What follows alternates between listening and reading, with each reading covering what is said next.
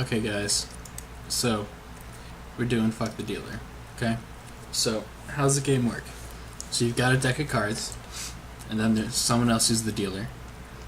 And they know what the top card is on the deck, and you guess what it is. Suit doesn't matter. Ace is low for this. So, you guess what it is, and then if you're right, the dealer drinks. If you're wrong, let's say you guess a 4, but the card's really a 6, the dealer will tell you higher. If you were too high, the dealer will tell you lower. Okay? You get the gist. So there's 2 rounds, or 2 guesses per turn, right? So you guess once, you're told higher or lower, and then you guess again. If you're right the first time, the dealer drinks. If you're right the second time, dealer drinks. You get the gist. So, you can probably guess why it's named this. Alright, so what do we have going on here? Well, what we have is I'm modeling this blue line here. That's the entropy of your first guess, when you're just kind of like, maybe it's this, maybe it's that. So a crucial part of this game is that after you guess and find out what the card was, then either you drink or the dealer drinks. Oh yeah, I forgot to mention. So if you're wrong on the second guess, you drink the difference between what you guessed the second time and what it was. So if I guess a 4, you say higher because it's a 6, and then I guess a 7, I drink for 1 second because 6 minus the difference between 6 and 7, right? The distance, I guess, the absolute value of the difference. So you get the gist, and it's going to be different every time because the deck's going to be in a different order every time, right? But so this is how uncertain you are when you make that first guess. And notice how it goes down. The reason it goes down is because after you guess and after you find out what the card was, it goes on the table. So if there are, 4 kings have already been guessed and they're all face up on the table, you know not to guess a king. So you get more certain as time goes on, and then at the very end, you know exactly what card it is when there's 1 card left. When there's 2 cards left, you know you're going to get it on your second try at least. If there's a king and a 2 left, and I say, I think it's a 2, and you say higher, I know it's a king. So we're going to watch it go to 0 at the end there.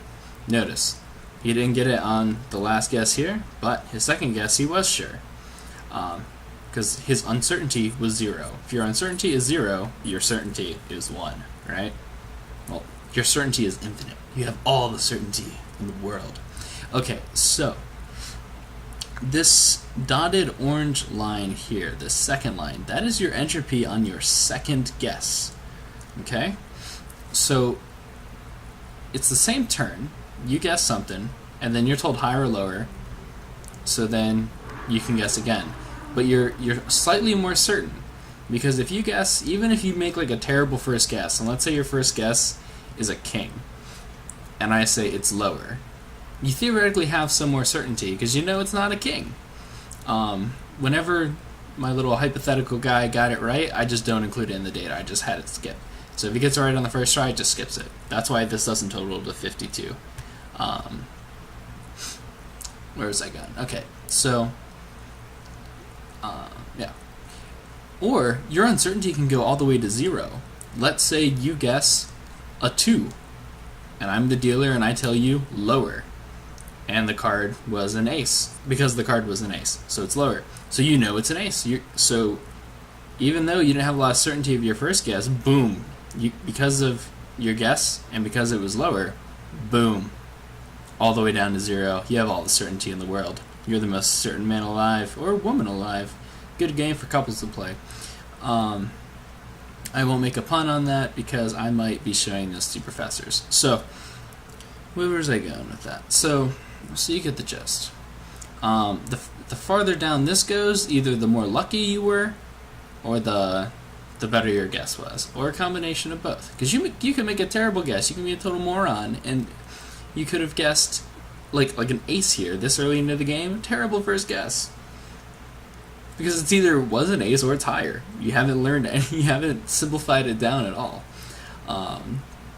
But you got lucky, and it just happened to be, or if you guessed a 2, you just got lucky. It happened to be lower. And so this bar here, this is the neg entropy. This is how much the entropy went down, how much negative entropy, how much certainty you gained after making your first guess and then finding out if it was higher or lower. That's why it kind of like looks like it's crisscrossing, just like this flipped upside down. It's really this distance away from this, which is why it gets a little less symmetrical over here than it does over here. Looks kind of like a frog right now. It's distracting, but definitely not complaining. Oh, here we go. Now this looks like a centipede. Not a fan of that kind of Diablo thing going on. Alright, this is good enough. Mitochondria looking thing. So you get the gist. Okay? Alright, cool. So, like, hey, Dan, what's the point of this? Why does this matter? Well, because I am quantifying uncertainty and certainty to you. That's cool. Who knew you could quantify how certain or how uncertain you are about a thing, okay?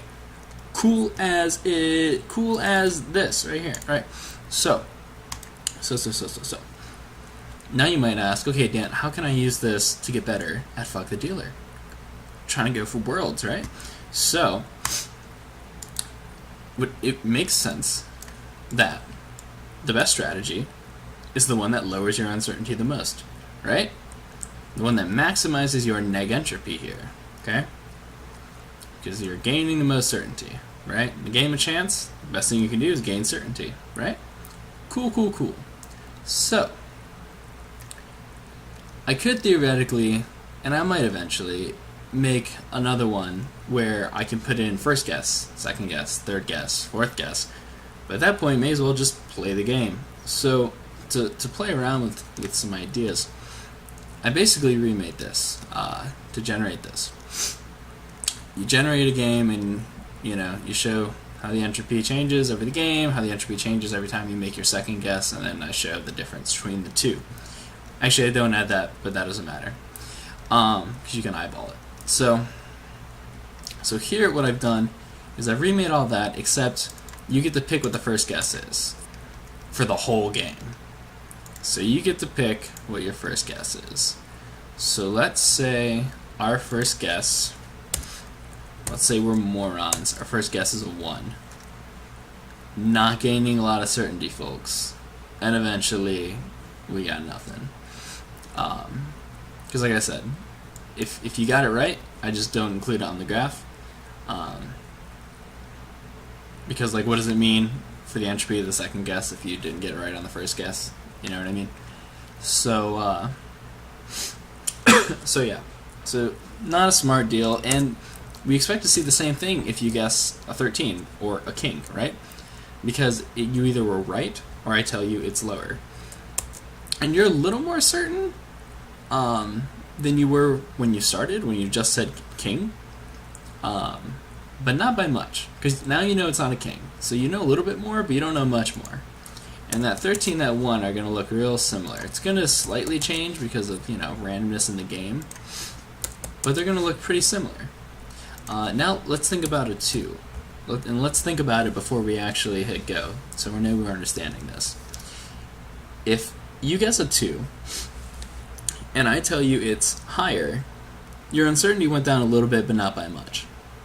If I tell you a 2, or if you guess a 2 and I tell you it's lower, you've gained ultimate certainty. You know it's an ace, right? So if we only guess 2 as our first guess for the entire game, we would expect to see it drop to 0 uncertainty, 0 entropy on the second guess. How many times? That's right, 4 times. 4 times really means something.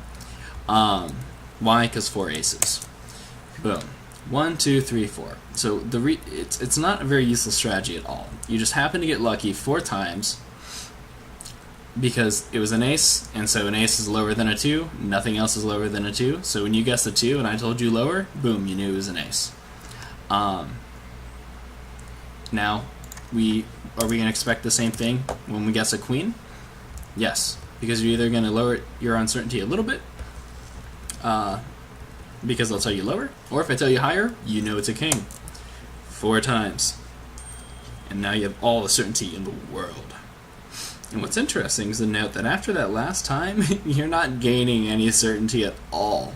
You're not gaining any at all. Why? Because you already knew it wasn't a king. So when you guess a queen, you're right where you were. Cool to think about. So, alright. So now you might be thinking, alright Dan, again, I'm trying to go to Worlds. What if I had to just pick one guess to guess every time, what would it be?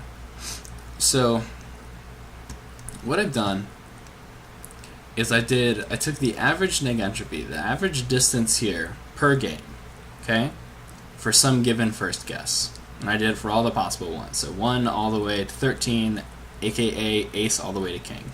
And took the average neg entropy you got every turn, okay? And then I did that for 50 games each and found the average that. So what is the average amount of uncertainty you gain throughout the entire game by just guessing one thing every time for your first guess? Doesn't matter what your second guess is, your first guess was the same thing every time, okay? And that's what this is right here. So, my poor computer has to do this every time. Yeah.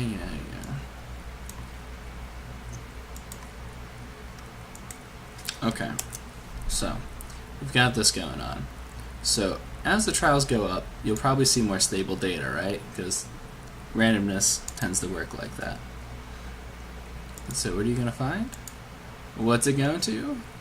Boom, baby! Goes to 7. 7 is the best guess. 7 is the most strategic guess. I've been right this whole time. Told you guys it was 7. 7 is the way to go. Boom, baby. Told you.